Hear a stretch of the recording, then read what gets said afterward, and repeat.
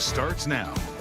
We have made it to the midway point of the week. Good Wednesday morning. I'm James Starks. And I'm Claire Mitchell. As you can see behind us here, we are tracking a few snow emergencies that have hung out in the overnight hours here due to that snow from yesterday. Last check, taking a look here, Sandusky, Erie, Huron, and Putnam counties. You guys are all under a level 1, and that means you might see, as we've said before, some snow, maybe some ice on the road. So slow and steady wins the race as you're heading out the door this morning. Let's get you up to the minute with that forecast with First Alert meteorologist Ross Elliott. Cold today. We've already dropped down a couple degrees from where we started, down to 7 degrees, Ross. Yeah, we didn't start. Turning now to those California wildfires this morning. Los Angeles County is once again facing a severe wind warning, raising the threat for spreading wildfires. FEMA has opened 2 local disaster recovery centers, and they've already received 40,000 applications for that assistance. The death toll from this disaster also rising. Here's ABC's Andrew Dimbert.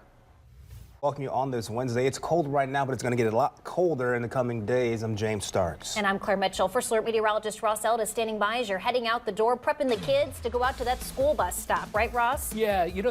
Turning to something happening today, we're going to get the details on crime in Toledo in 2024 and how it compared to previous years. Mayor Wade Kapsakavich and Toledo Police Chief Mike Trenley are set to present the 2024 year-end crime stats. The city released the third quarter crime stats back in October, showing what they described as a significant decrease in those crime rates. We will be at this big reveal this morning at 10 o'clock, and then we'll have that full rundown for you later today on 13 Action News.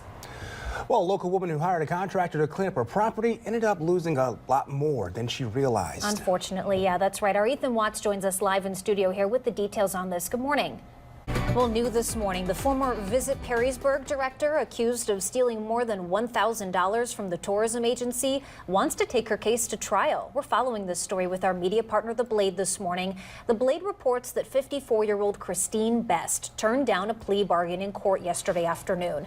A Wood County Common Pleas court judge said that if convicted of the felony count, Best could be sentenced to a year in jail and fined up to $2,500. According to The Blade, the judge said the maximum for the misdemeanor is just under 6 months in jail and a $1,000 fine.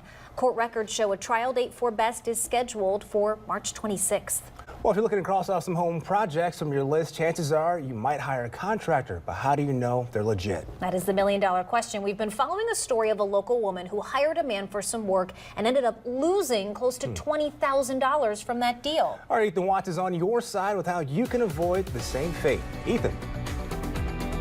While Ohio Governor Mike DeWine has announced the winners of the annual Ohio MLK Awards. These awards recognize Ohioans for their service and achievements that follow Dr. Martin Luther King Jr.'s example.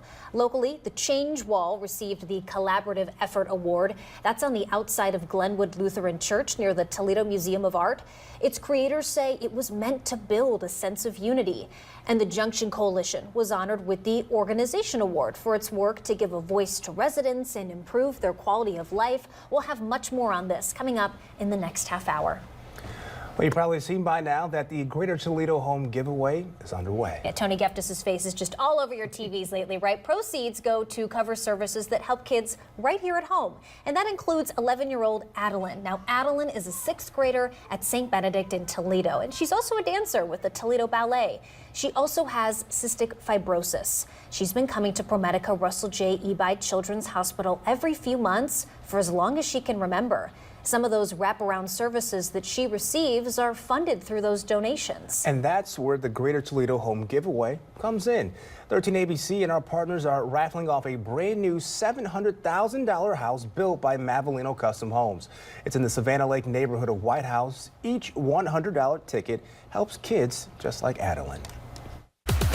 Turning now to the latest details, Toledo City Council has approved $800,000 from the Risk Management Fund to settle claims with the last 2 protesters to file suit in connection to a social justice protest back in 2020. 16 people sued the city, Toledo's now former police chief, and certain officers. They claimed excessive force was used when officers fired rubber and wooden bullets at people protesting the death of George Floyd. Toledo agreed to pay $400,000 to 14 of those plaintiffs. The 2 additional plaintiffs reached the combined $800,000 settlement with the city, and council members approved it yesterday.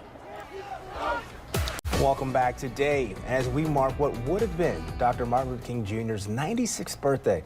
Some local leaders will be joining the community for lunch in downtown Toledo. Later this morning at 11:30, Toledo Mayor Wade Kapsakavich and Toledo Interim President Matt Schroeder will be at Same Cafe in the main library.